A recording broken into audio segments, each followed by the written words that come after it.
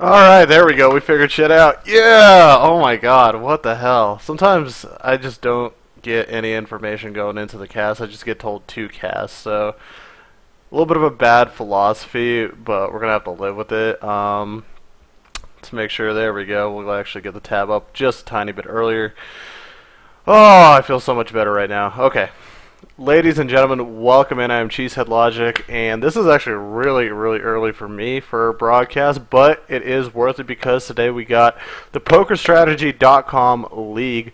It's going to be the best. It's not exactly a best of 10. It's more like they're going to play 10 games. It's going to be Lucifron versus Snute. It's going to be TVZ, so I'm really excited. I'm actually really excited to see what Lucifron does because the last time I watched him, I was actually really, really, really, really excited. So he was doing some neat builds, some neat strats, and of course, everybody knows both the brothers did really well in the recent WCS. So very excited to see what happens. Haven't seen Snute in a while, but hey, you know, it is what it is. I'm gonna take a sip of my Monster Rehab because I got like no sleep at all. Oh man.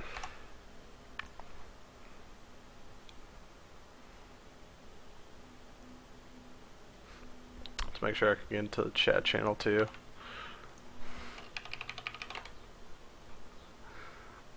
Yeah, okay, finally. Alright, now they tell me the chat channel. Son of a bitch. Alright. Для моим русским ребятам сегодня, если вы хотите смотреть, ну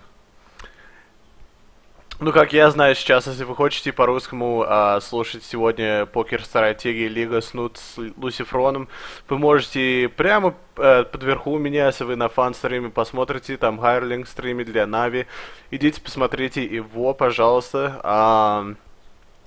Я буду полностью на английском, и давай начнем. Alright, so let us begin, guys. Game number one in the PokerStrategy.com League between Lucifron and Snute, starting over here at the bottom left side, representing, I'm actually not sure on Snute's team, but he's going to be the Red Zerg for today's match. We got Snute. His opponent over at the top left side, representing Team Carrot. Not Carrot, God, I cannot pronounce that team name. Keratin? Whatever. Anyways, we got the Green Terran Lucifron.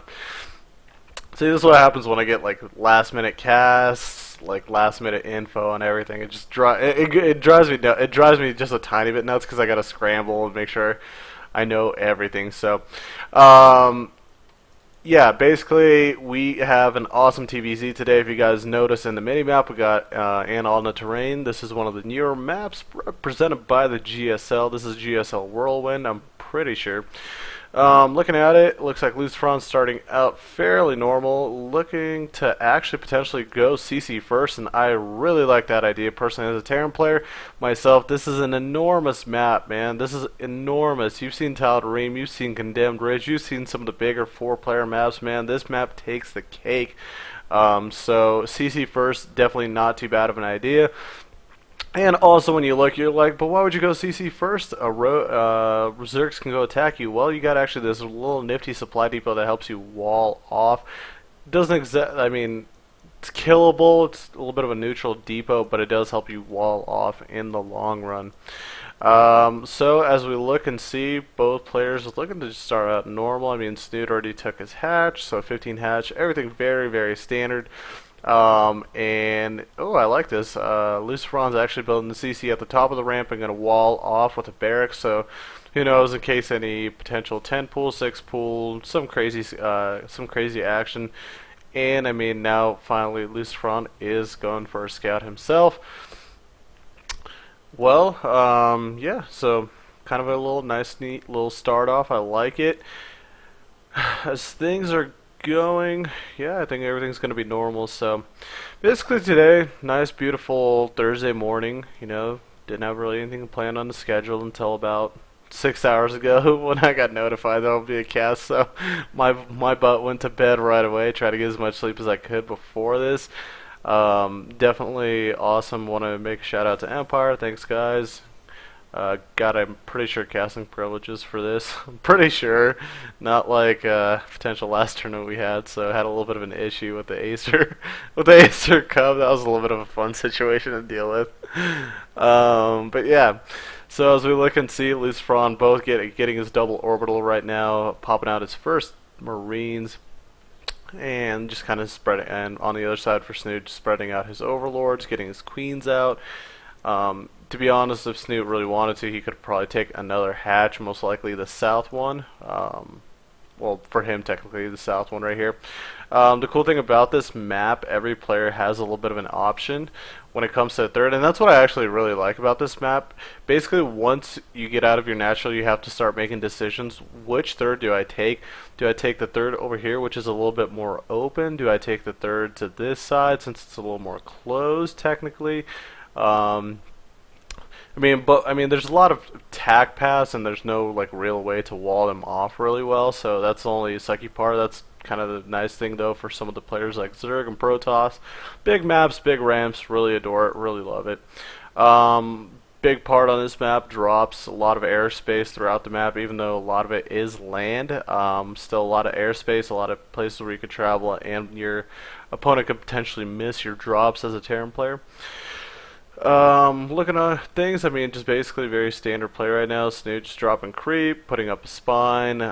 Still hasn't grabbed his third, even though it is kind of a big map. I guess he wants to play it safe, just in case his Terran opponent is gonna try to work some kind of two-base aggression or really hard attack.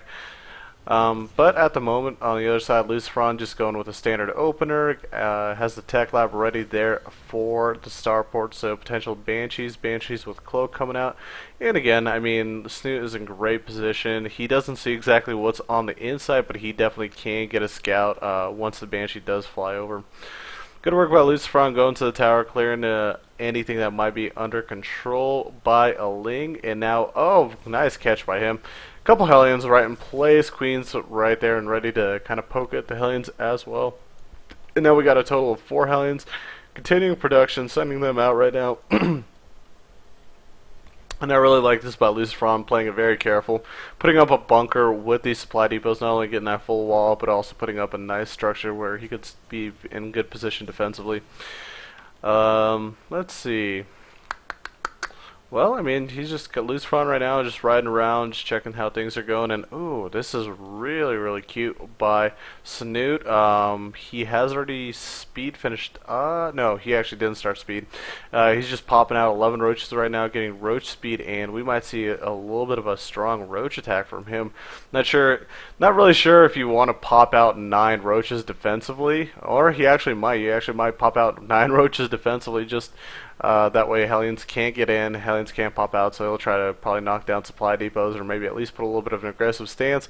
Force some units out of Lucifron. Meanwhile, on the backside, already getting a Spire. And I mean, definitely that speaks that he's going mutas. Meanwhile, on the other side, Lucifron down about 30 supply, but that's no big of a deal. Once he gets his whole production going, he's going to catch up fairly quick.